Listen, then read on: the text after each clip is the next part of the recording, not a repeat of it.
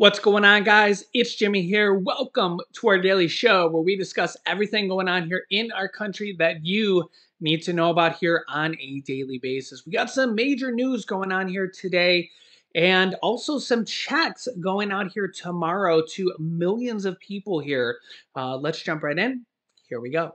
First up, Republican representative from the House of Representatives, Liz Cheney, defeated in Wyoming Republican primary. So she will not even go to the ballot to go against a Democratic candidate. She says now is when the real work begins, but she won't be on the ballot. I mean, maybe now is when the real work begins for the Republican Party going forward, but she lost the Republican primary. She is the daughter of former Vice President Dick Cheney, who served under George W. Bush of the Republican Party as well. You can see this headline here from just a few days ago, where former Vice President, quote, "He's a coward," he called former President Donald Trump. Former Vice President Dick Cheney said to former President Donald Trump, this is Republican to Republican. Wow. Yeah, there's a lot of dissension right now among the Republican Party, but also among the Democratic Party. Politics right now, just not a good place right now. But nonetheless, Liz Cheney has lost, and she will not be retaining her seat. Senator Lisa Murkowski and Trump-backed challenger Kelly Tibisha were among the candidates advancing in the November general election.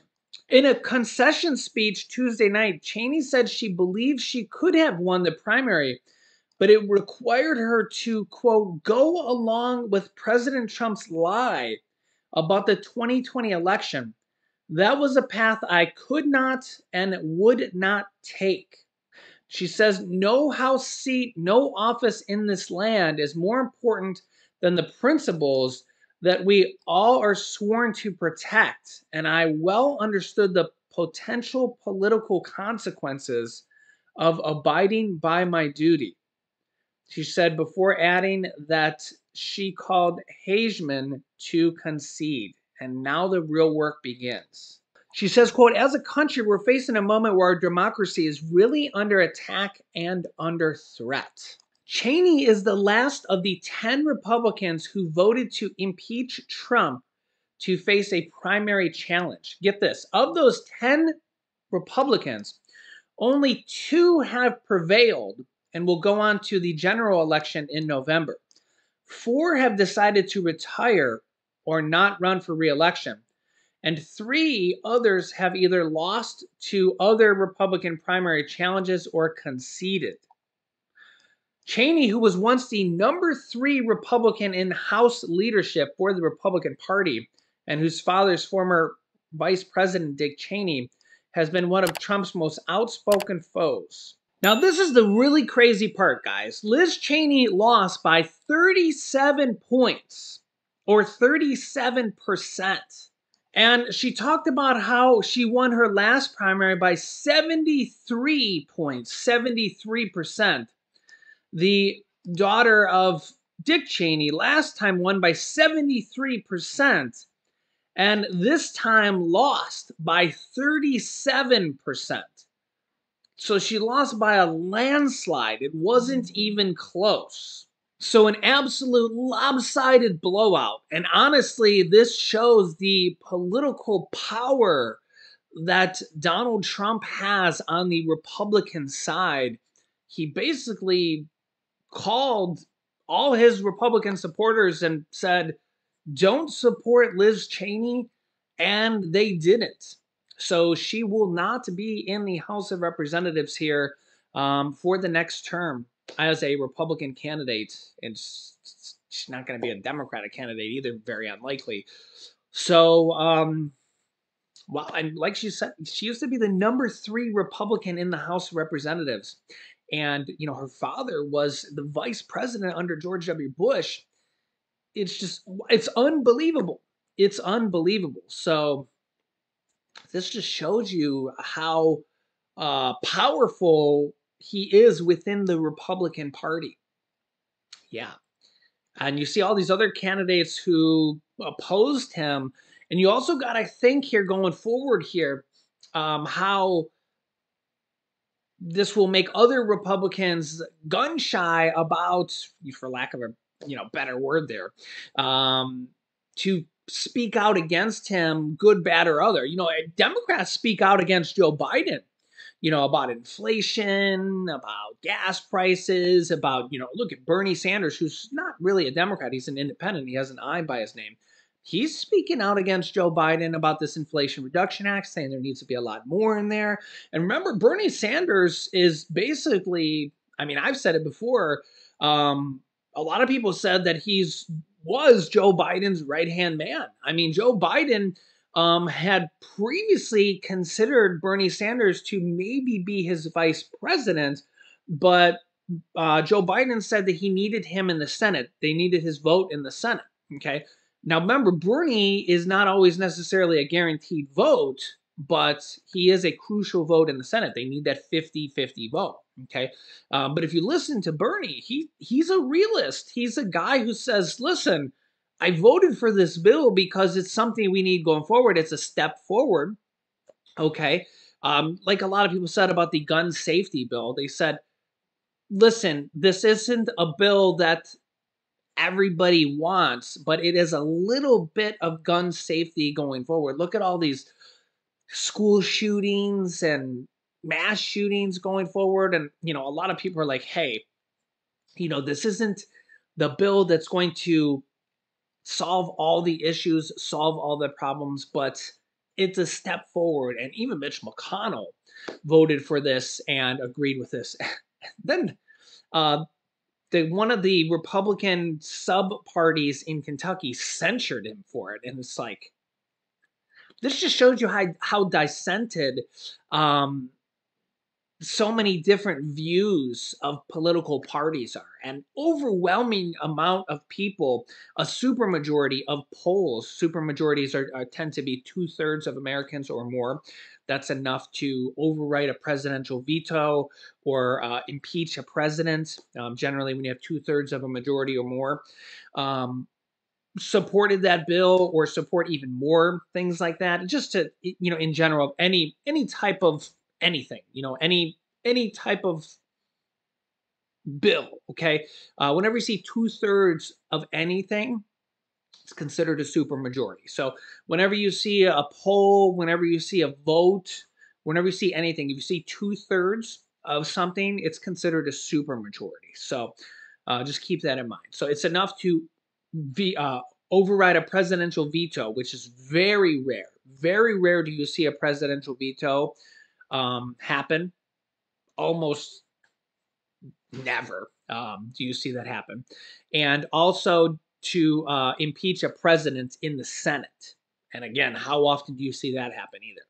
Also, late last night, former President Donald Trump thanks the FBI after he says the Department of Justice stole his passports.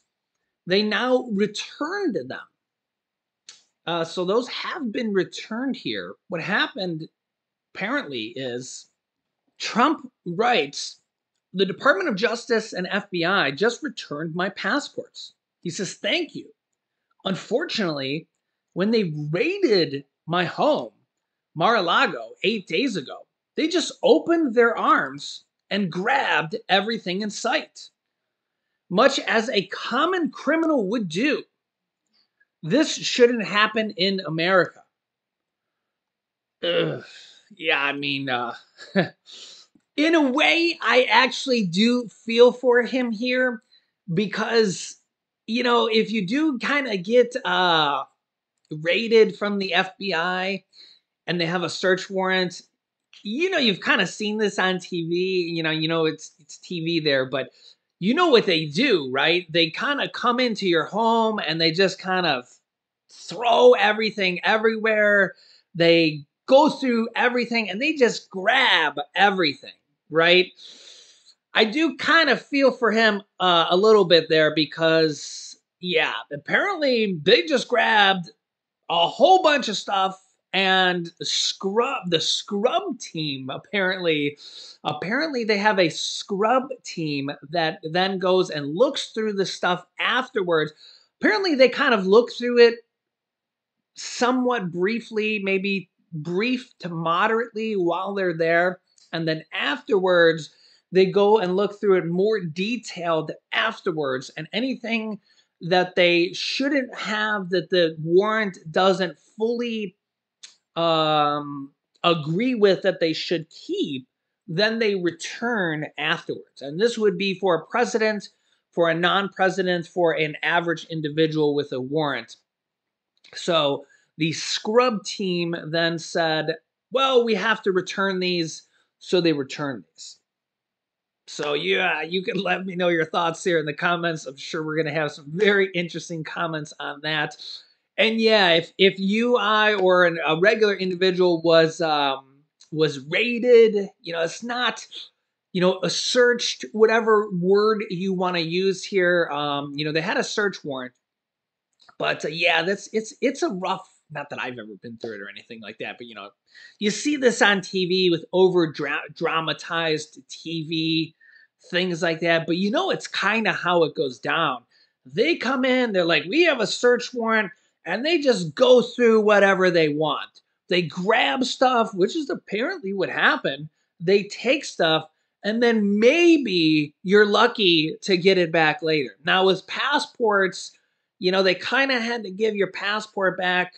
But there's probably some things, if you weren't a president of the United States, if you're just a regular everyday Joe or Jim, then you might not even get back. It's your property, but who knows if you're going to get it back. So yeah, kind of a rough situation there. Whether you're a Republican or Democrat, again, I just try to see things, down the middle as a realist.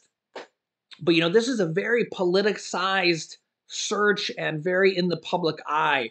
So I think they're trying to do things by the book, and they know that the scrutiny's on them. So I think that they're going to try to, do everything the right way. Also, apparently a Fox News host, typically Republican station, floated the possibility that Trump tried to sell classified documents to Russia. In the news here on Fox, yikes. Fox News anchor Eric Shawn floated the possibility that former President Donald Trump may have tried to sell classified documents to Russia or Saudi Arabia. And then also, you can see this here as well. Moscow already studying the top secret records from the Trump raid, according to Russian media.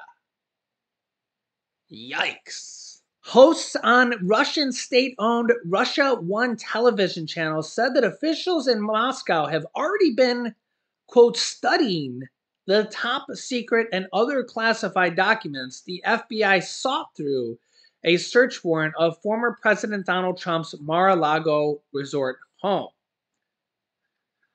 Yeah. Russia One reported on the raid in a segment shared to Twitter that a columnist for the Daily Beast and creator of the Russian media, during the segment, they said, they mentioned in the reporting even about nuclear weapons, saying, quote, it turns out the investigation against Trump has to do with the disappearance of secret documents from the White House related to the development of nuclear weapons by the U.S. The FBI isn't saying what kind of weapons or what they found in Trump's estate. Obviously, if there were any important documents, they've been studying them in Moscow for a while. What's the point of searching, suggesting that protecting the classified information was already a useless endeavor? So I think this is kind of the fear a lot of people have Not that I think that this is what happened. You guys can let me know your thoughts here on in the comment section. I don't personally think this is what happened. Some people do. Everybody has a different opinion on this. But I think that a lot of people's fears about these secret documents, at least one of which had a higher clearance than top secret. Who knew that there was a higher clearance than top secret? You would think top secret would be the top, but at least one of these documents had a higher clearance than top secret. So top secret that you weren't supposed to even be able to view this type of document in a secured facility behind locked doors that even cell phone and authorized personnel weren't allowed to be in. And Trump just had this in his basement. So this is how much of a clearance secure document this was. It was just sitting there in in a box, or we don't exactly know where this particular document was, but it definitely wasn't supposed to be at Trump's home. Okay, which is why they went back and retrieved it. Okay, I don't think that you can have. I don't think that's an opinion piece, because they went back and retrieved it and said it's not supposed to be there. Okay, so this is kind of what a lot of people's fears are, is that could this have been, even if you don't think that Trump would have sold this off to somebody. Some people do, some people don't, of course, but what if it would have got misplaced? What if somebody could have broken there in the middle of the night when Trump's off at, in another state, and gotten a hold of these? It's just sitting there. Some of these were in the basement of Mar-a-Lago. There's all these top secret classified documents that are like not in secured facilities like they should be. So that's kind of one of the big security risks here that might even pertain to U.S. nuclear weapons, and are really a major risk here. Yeah, you can let me know your thoughts here. So this is why at least we got them back, but the question here is that, yeah, what do we do going forward here? Is there more? Yeah. Okay, next up, you can see this here right on the screen here. Stimulus Update 2022. Direct rebate checks worth $325 to be sent out to millions of people. And this will be going out here starting tomorrow. Yeah, here's the details on this. Millions of Indiana taxpayers are set to receive up to $325 in tax rebates starting this week. We've seen a whole host of states that are sending out checks like this. I think there's over 20 states now that are sending out checks, some of which have already gone out, some of which are going forward. In fact, Indiana, this is part of a two-part check here. Indiana issued $125 and then decided to issue another $200 for a total of $325. So some states, even if you may have gotten a check, there's now states issuing second round checks. So going forward, states are saying, hey, we want to issue more money because of how much budget surplus is coming in, because unemployment is at a 50-year low, 3.5% right now. So more people have gone back to work, partially because of high inflation. More people are working to say, hey, we need more money to deal with inflation. And states are bringing in more money. The federal government's bringing in more money. And a lot of states are like, let's give money back to our people. Plus, states got $350 billion from the last stimulus package. So each state got over $1 billion. The larger population states have billions of dollars, $5 billion or more for the larger population states. And states are giving that back to their people. Well, some states are. Other states are waiting still, and maybe as we get closer to the election, we'll see even more states do this. And I'll keep you up to date here on this, so make sure you're subscribed to our YouTube channel down below and click the bell icon so you get the notifications when we go live. I'll keep you up to date here on all this. States are doing stimulus checks, property tax rebates, SNAP bonuses, all sorts of things like this. But here's what's going on starting tomorrow. Emily Boson, a spokeswoman for Indiana's state auditors, announced checks will start printing on Monday, meaning residents can expect their rebates as early as Thursday. The process has been delayed due to a paper shortage. As if it's not one thing, it's another.